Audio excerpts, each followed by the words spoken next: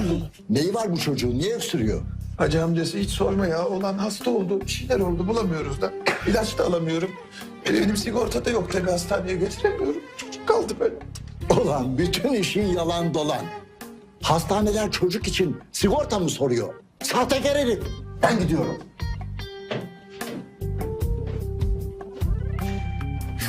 Yemedi ya. Yemez tabii. Böyle kontes gibi öksürürsen ölüm gösterdim oğlum ben sana.